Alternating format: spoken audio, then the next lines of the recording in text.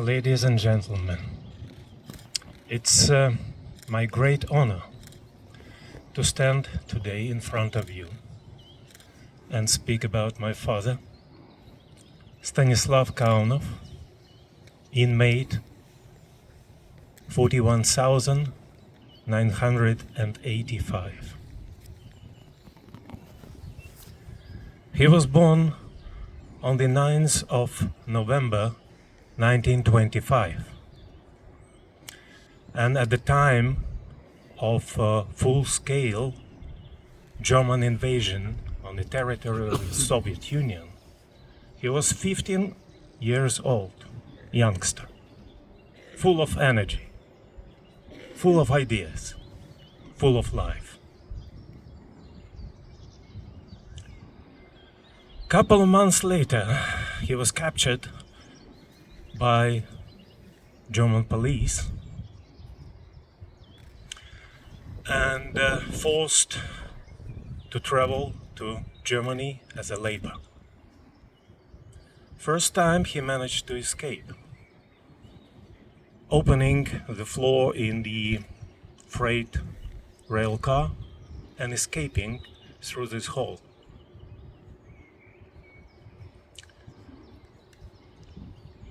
He came back to his mother, and then a couple of months later he was arrested again. This time, SS soldiers, they were clever enough, welding a hook behind the last rail car of the train so that nobody can escape. And he was forced to travel to Berlin through Poland,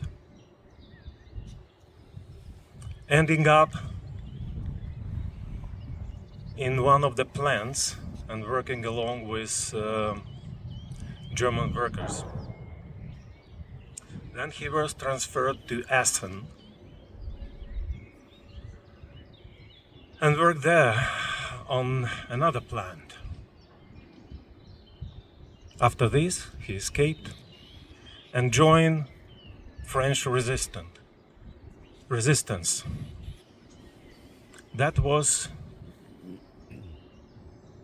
in 1943.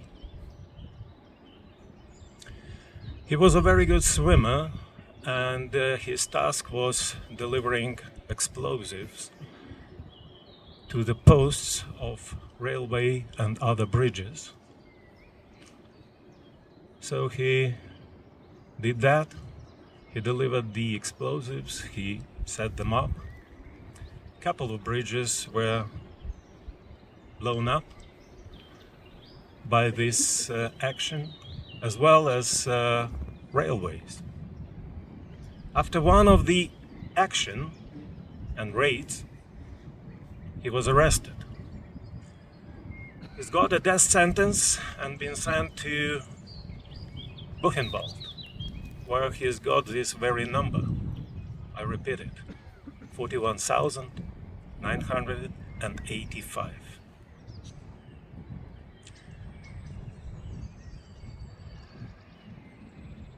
He was forced to labor on these quarries, as you all know. And one day, on the way back to the barracks, he and his friend Ivan Alferov escaped, killing SS soldier from the convoy. They made their way back to Berlin using the freight trains, sleeping in the stoves on open air. Bear in mind, it was already December 1944. Cold weather, could you imagine that? They made it all the way to Berlin, and by that time the city was bombed heavily by the joint forces, as you know. And they managed to survive there between the air raids, hiding between air raids and going out to the streets to get something to eat.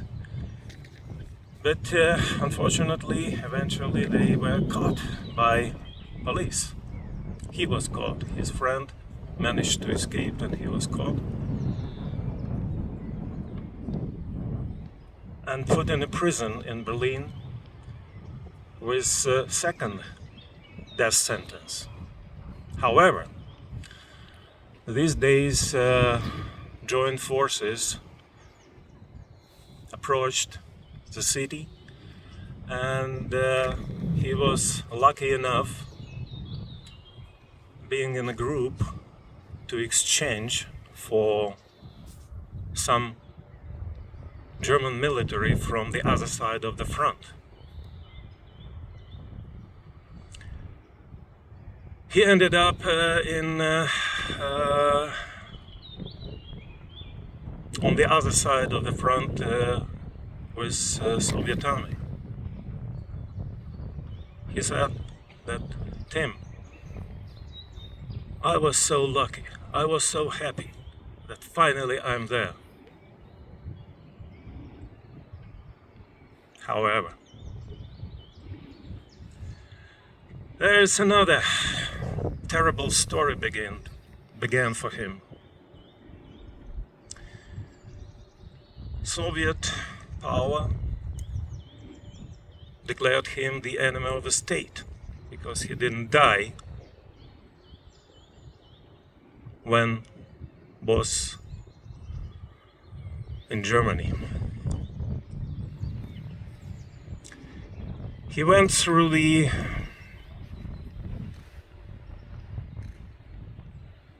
terrible times and eventually was sentenced for 5 years in the Soviet concentration camp. And he served 4 years before amnesty.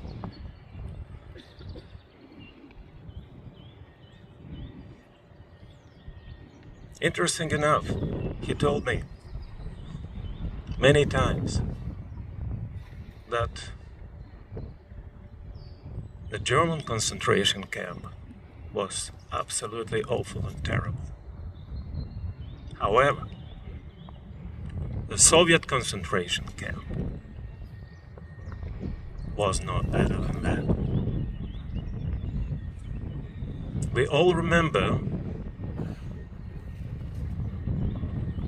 the name of Hitler.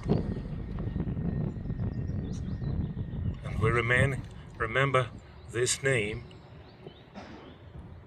in a bad way, because he was a dictator who was the reason of millions of deaths of innocent people. But we also have to remember the name of another terrible dictator called Stalin, who is responsible for minimum 25 million innocent deaths people of his own country. My father was lucky enough to get an amnesty when the Stalin passed away. He returned back home to his mother in Donetsk, discovered that his father was killed in action in 1943. He managed to get his education, his family, and interesting enough, when he told his story about being labor and then inmate in Germany, nobody believed him. They said he was a lie. Nobody believed him. And that was until we came here in 2008, and he's got a confirmation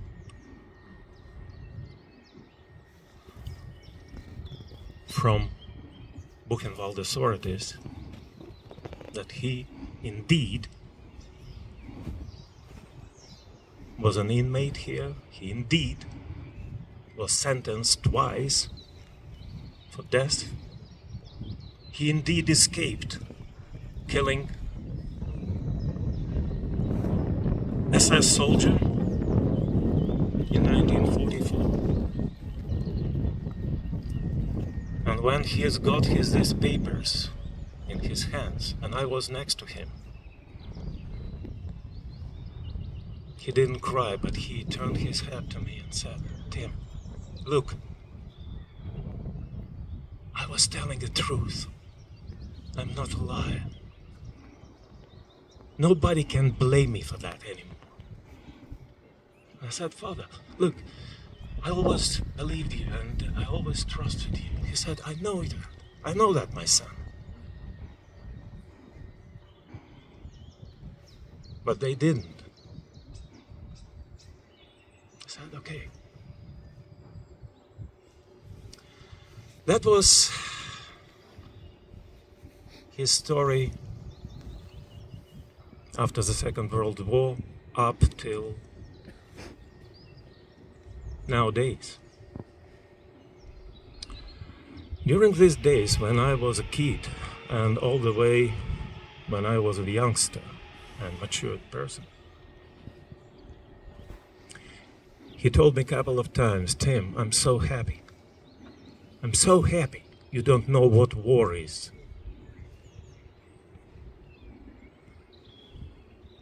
Because I don't want you, your kids, or next generations to come, to know this, what war is. And guess what?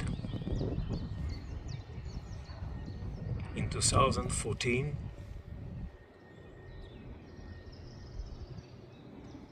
after we fought for our, when I say we, I'm talking about Ukrainians. After we fought for our freedom and independence against Russia, they invaded and occupied first Crimea Peninsula and then significant part of Donbas region. Then where the war started. And in 2022, on the 24th of February 2022, they committed and started a full-scale invasion on my country. I was there with my parents these days. I came to stay with them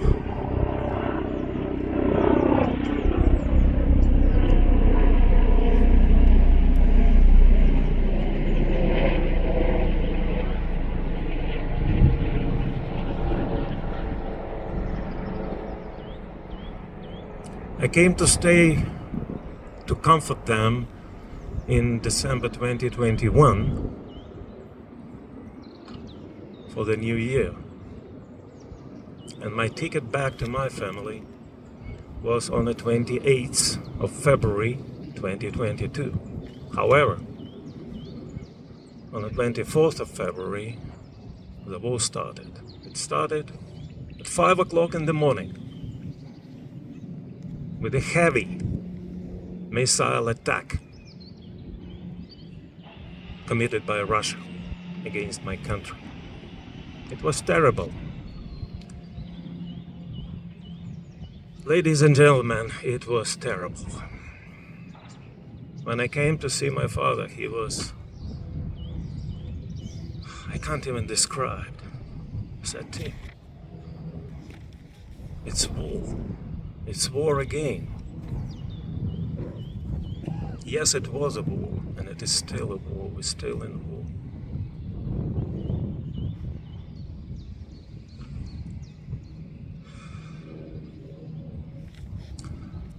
I got 2 Kalashnikovs at home, 1 grenade launcher, We made 12 Molotov cocktails with my father.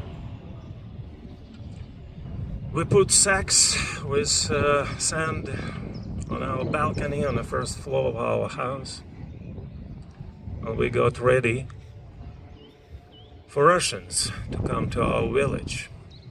They were approaching. That was in March 2022.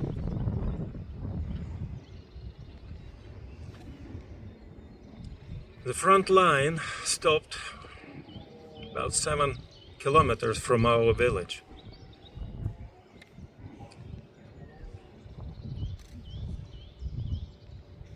And we already knew from the news what Russians committed in Bucha, what they committed in Irpin, what did they do to our people, to men, to women, to children, to elderlies.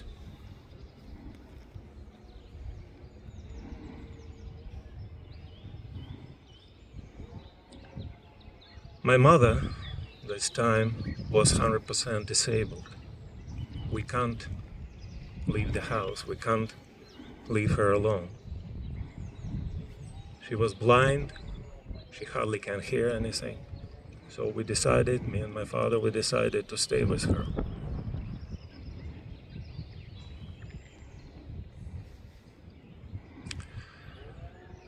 And one day we were sitting on a balcony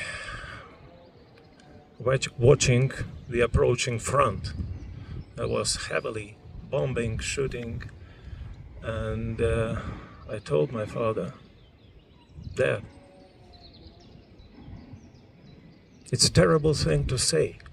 However, when and if they will enter our village, we won't have a chance to stop them.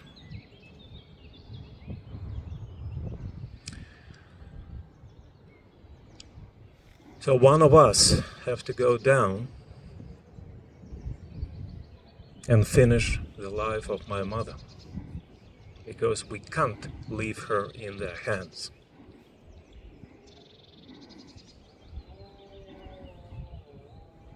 He said, Tim,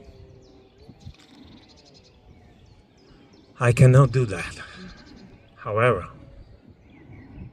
if you find yourself in a position that you can do that, and I will stand for you.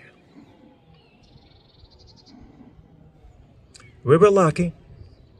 The front line stopped some 5 kilometers before our village.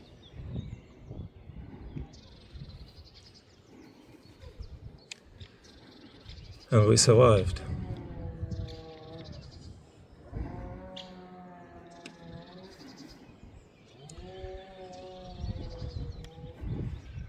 My father passed away on the 24th of September 2022.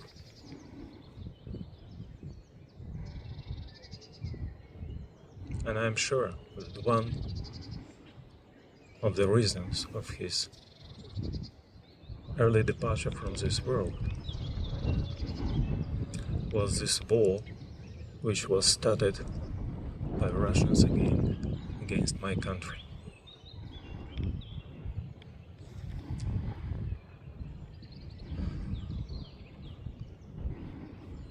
We have to remember our past. We have to remember all crimes committed against humanity.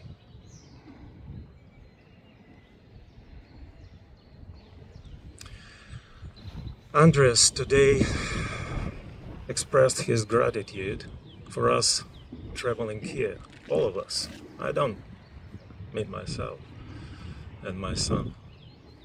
And it triggered my mind, triggered my memory.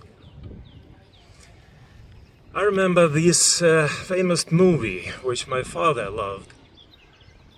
Probably many of you will remember it. It's called The fifth element. There was this ugly alien who, in response to this priest, he said, "Time is not important. Life is important."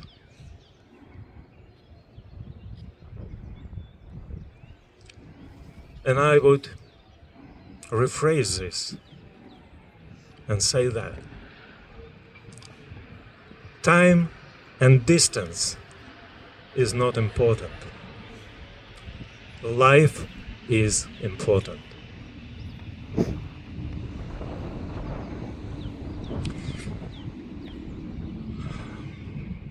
I want to use this opportunity to express my deep gratitude to Andres and his team, who are doing a great job keeping our memories fresh. Because they who do not respect their history, who do not want to remember, they do not have future. Thank you, Andres. Thanks to all your team and to everybody in Memorial. Special thanks to the team of interpreters who helped us to communicate.